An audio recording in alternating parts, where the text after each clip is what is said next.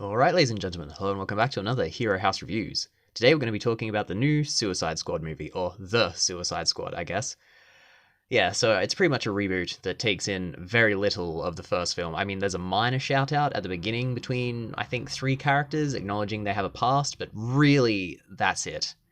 And this film has been getting dynamite reviews everywhere else, and to an extent they're deserved. It does have some, fantastic action sequences. None I think are going to be super memorable in the long term, but they are fun, and there are some interesting dynamics between a lot of the new characters. But my main issue lies with the fact that the characters who become the main focus are nowhere near as interesting as a lot of the characters who we, lose along the way, for various reasons.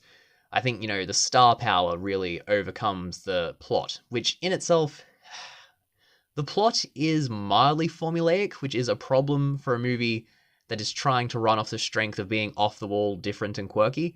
I mean, I could see people calling things from the trailer. They would say, clearly this is going to happen to this person after this line. And surely enough, it came true. So the movie is, to an extent, quite predictable. It's not that different from the first film in terms of plot. It's handled differently and executed differently, but it's still essentially the same film.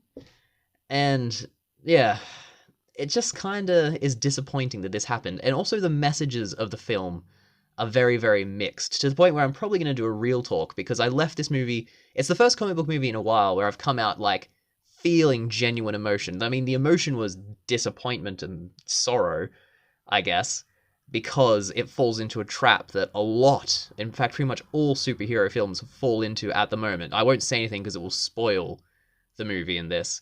But I think ultimately this is just another comic book movie. As differently as it was executed, as fun and interesting as some of the characters are, it's just not actually that different on a fundamental level. I mean, you have Margot Robbie. She does a great job as Harley Quinn all the time. John Cena is fantastic as Peacemaker. The dude who plays Rick Flag, I don't know the actor's name, but he kills it in this role. Idris Elba, I think... Idris? He's just not... He doesn't stand out to me. I mean, he's not a compelling enough leading man when he's surrounded by such interesting personalities.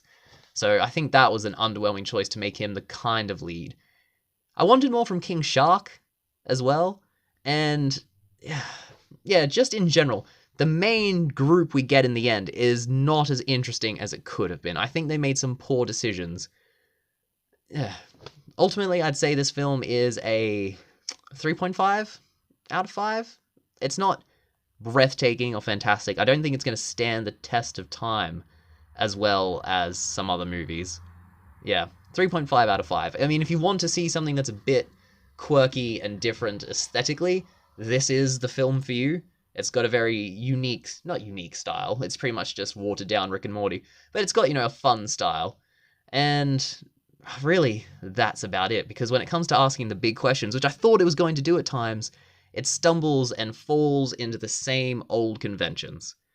But we'll talk about that in real talk. So yeah, 3.5 out of 5. Worth watching, but don't, lose any sleep if you miss a ticket or something. That's it. Alright, and we'll just wrap that up there.